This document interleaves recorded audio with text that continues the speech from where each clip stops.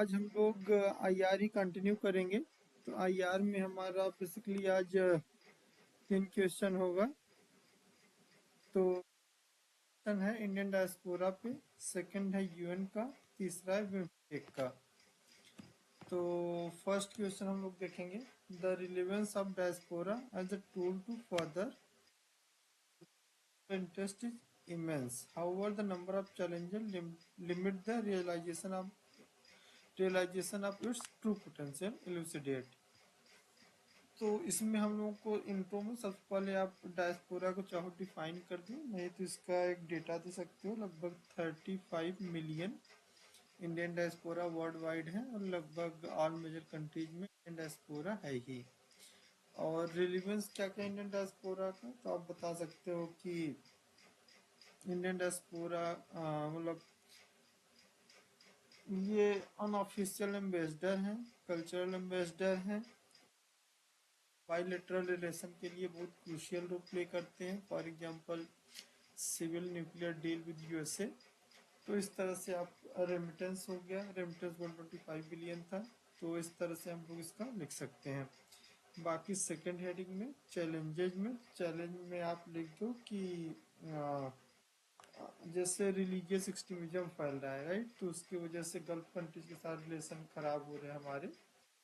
और बाकी खालिस्तान मूवमेंट से कनाडा के साथ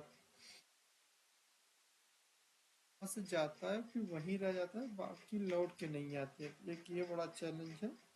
तो इस तरह से हम इसमें बता सकते हैं। और फिर इसका वे हेड डाल के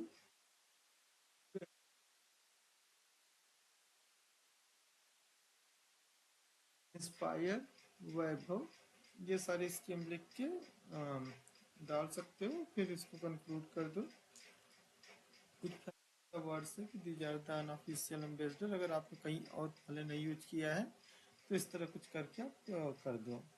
फिर second, the failure of UN in addressing the crucial global challenge and emerging crisis pose the thread of multilateralism fading into irrelevance. In this perspective, examine the need of comprehensive reform in the UN. तो इनको में वही 10 marker है। तो सबसे पहले आप UN को थोड़ा सा डिफाइन कर दो। 1945 में बना था और मल्टीलेटरल वर्ल्ड ऑर्डर को इंश्योर करने के लिए।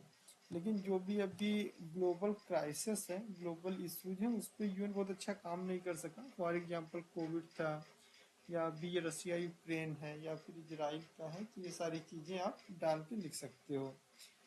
तो ये सारे क्राइसिस हो गए जिसमें यूएन ने अच्छे से रिस्पॉन्स नहीं किया।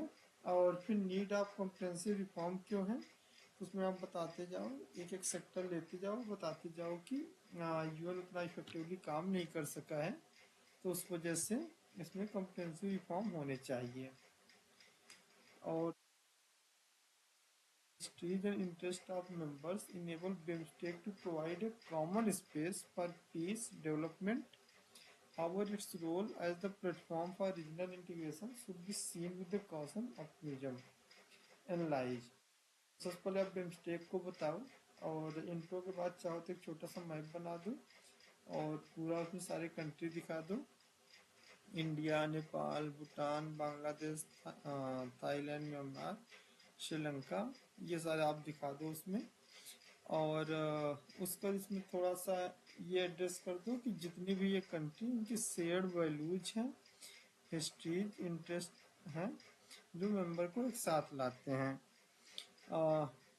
लेकिन इनके जो रोल हैं, इसको बहुत ज़्यादा ऑप्टिमिज्म में नहीं लेना चाहिए, क्योंकि पास्ट में देखा है बहुत ज़्यादा कोलेबोरेशन हो नहीं रहा इनके बीच में।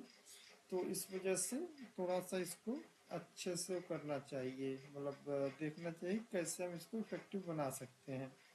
इसके बाद आप ये लिखने के बाद इसका थोड़ा सा वे हेड डाल दो कि हम लोग वे हेड में क्या इफेक्टिव रीजनल ऑर्गेनाइजेशन जैसा काम कर सके, फॉर एग्जांपल यू या एशियान जैसा।